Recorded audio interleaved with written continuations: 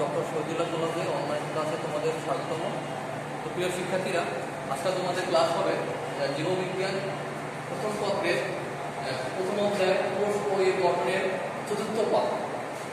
তার মানে চতুর্থ অংশ তোমাদের আজকে ক্লাস হবে। গত ক্লাস ছিল তৃতীয় পাঠ, আজকে তোমাদের চতুর্থ পাঠ। তো আজকে আমরা জাস্ট কিছু যেগুলো আলোচনা করবো সেগুলো হচ্ছে nucleus, chromosome, nucleic acid, nucleoside ও নিউক্লিওটাইড। তো শিক্ষার্থীরা তোমরা নিউক্লিয়াস সম্বন্ধে অনেক পড়ে গেছো, ক্লাস 8, 9, 10 পড়ছো। আমি জাস্ট আবার একটু রিকল করব। তো নিউক্লিয়াসটা হচ্ছে দ্বিস্তরী আবরণী থাকবে, দ্বিস্তরী আবরণী। আর এখানে প্রোটোপ্লাজমিক রস এবং ক্রোমাটিন জালিকা ধারণ করে। আর নিউক্লিয়াসকে আমরা কি বলি? কোষের মস্তিষ্ক বা প্রাণকেন্দ্র। তখন নিউক্লিয়াসটা হচ্ছে যে অঙ্গাণু দ্বিস্তরী আবরণী বিশিষ্ট অবস্থায় যে অঙ্গাণু প্রোটোপ্লাজমিক রস ও ক্রোমাটিন জালিকা ধারণ করে তাকে আমরা বলবো নিউক্লিয়াস। আর এটি কোষের সব ধরনের জৈব কাজ নিয়ন্ত্রণ করে, সব ধরনের জৈব কাজ কি করে? নিয়ন্ত্রণ করে। আর এই জন্য আমরা একে বলি কোষের মস্তিষ্ক বা প্রাণকেন্দ্র। এটি কি করে? সব ধরনের জৈবিক কাজ নিয়ন্ত্রণ করে, তাই একে আমরা কোষের মস্তিষ্ক বা প্রাণকেন্দ্র বলি। তো শিক্ষার্থীরা, এখন আমরা নিউক্লিয়াসের ছবিটা লক্ষ্য করব। তো এটা হচ্ছে নিউক্লিয়ার এনভেলপ, এটা বলবো আমরা নিউক্লিওলাস।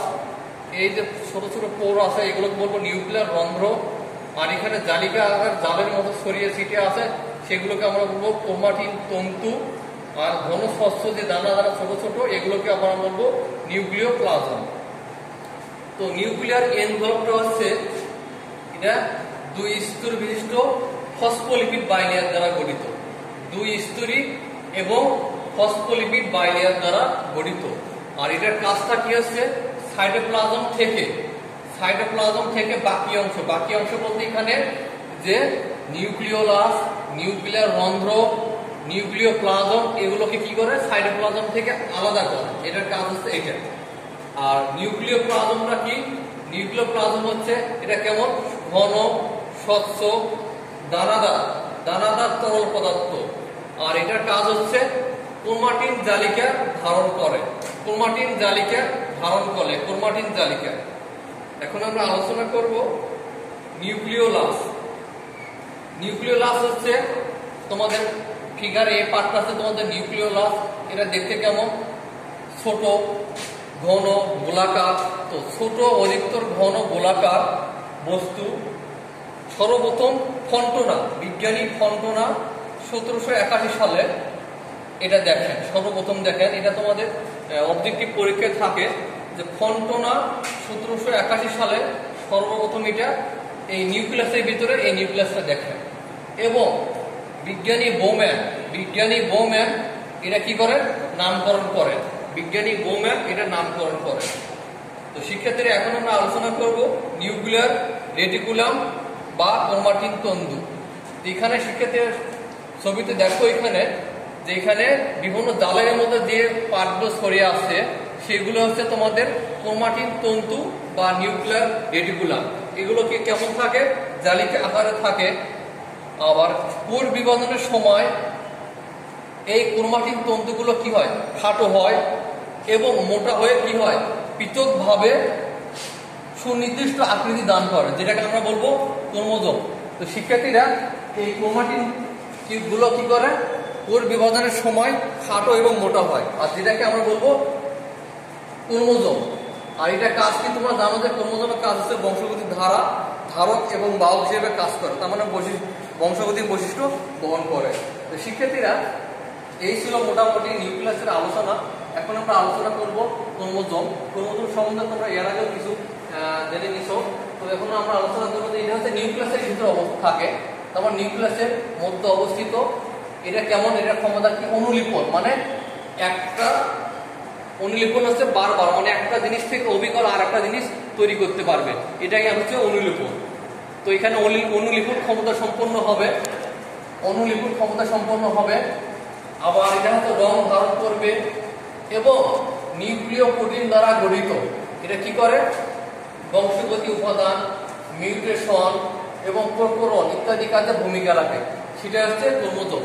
আমি আবার বলতেছি, এটা নিউক্লিয়াসের মধ্যে অবস্থিত অনুলিপন ক্ষমতা সম্পন্ন বংশ রং ধারণকারী নিউক্লিয় প্রোটিন দ্বারা গঠিত যেসব সূত্রাকৃতির ক্ষুদ্রাঙ্গ, মানে জালের মতো থাকে সূত্রাকৃতির ক্ষুদ্রাঙ্গ, এটা কি করে বংশগতি উপাদান, মিউটেশন, প্রকরণ ইত্যাদি কাজে কি করে ভূমিকা রাখে, সেটা হচ্ছে ক্রোমোজোম। ক্রোমোজোমের রাসায়নিক উপাদান হচ্ছে দুটা। ক্রোমোজোমের রাসায়নিক, তো শিক্ষার্থীরা তো তোমরা জানো যে ক্রোমোজোমের রাসায়নিক উপাদান হচ্ছে দুটা, একটা হচ্ছে নিউক্লিক অ্যাসিড আর একটা হচ্ছে প্রোটিন।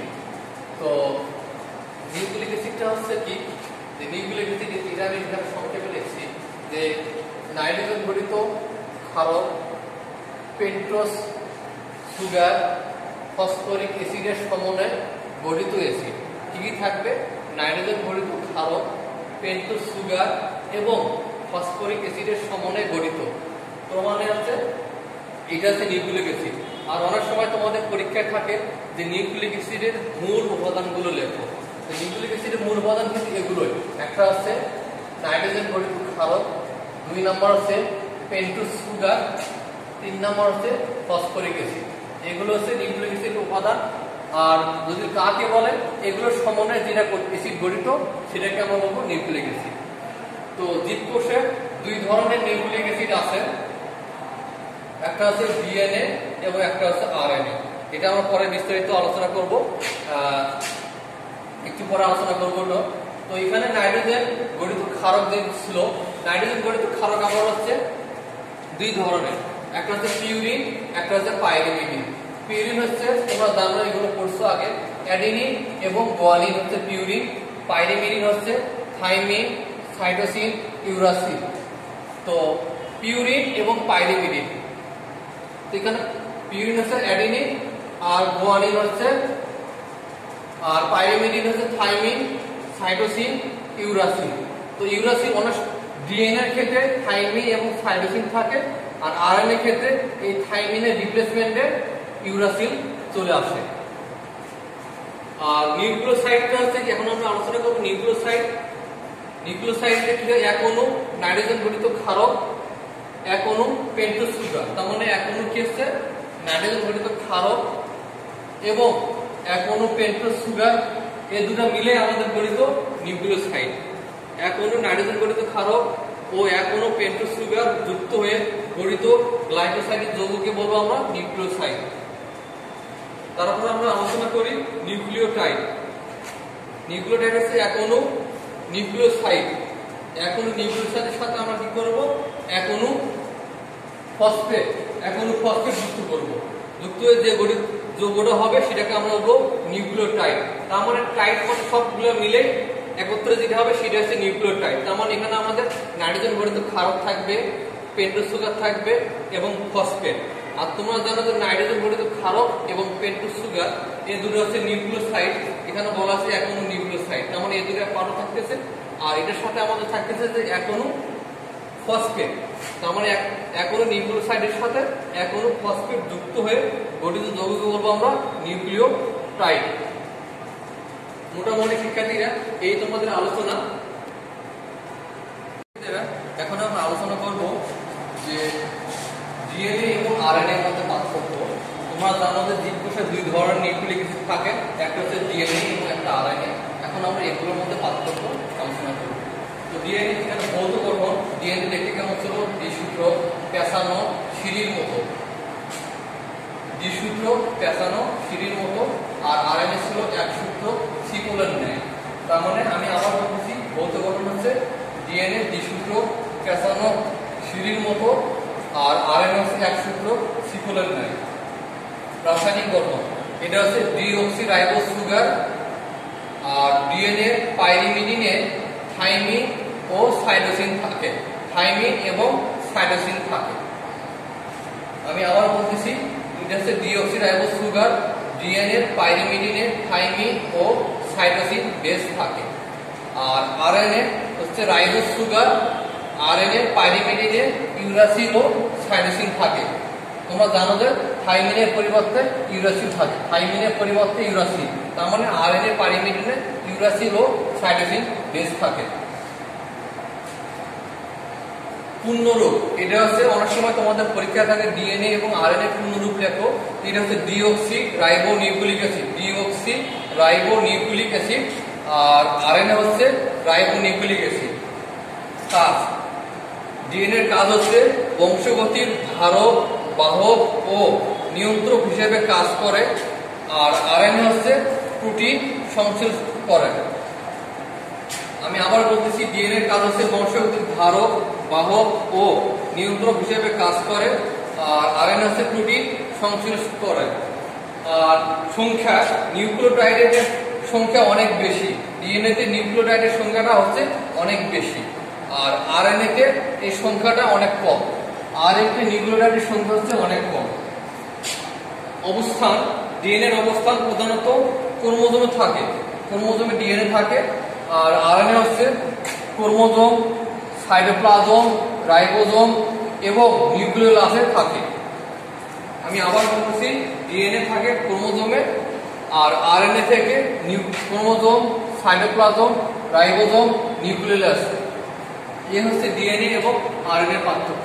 প্রিয় শিক্ষার্থীরা, মোটামুটি তোমাদের এই আলোচনা, তোমরা নিউক্লিয়াসটা আমি তোমাদের জাস্ট একটু রিকল করে দিছি, তোমরা এটা আগেও করছো, এটা বিস্তারিত ভালোভাবে আরো দেখে নিবা বই থেকে। আর মোটামুটি এখানে যেগুলো আলোচনা করা হয়েছে এগুলো থেকে তোমাদের পরীক্ষায় কোশ্চেন থাকবে, তোমরা বাসায় সবাই ভালোভাবে পড়বে, জিনিসগুলো খাতায় বারবার প্র্যাকটিস করবে। ভালো থাকবে, আল্লাহ হাফেজ।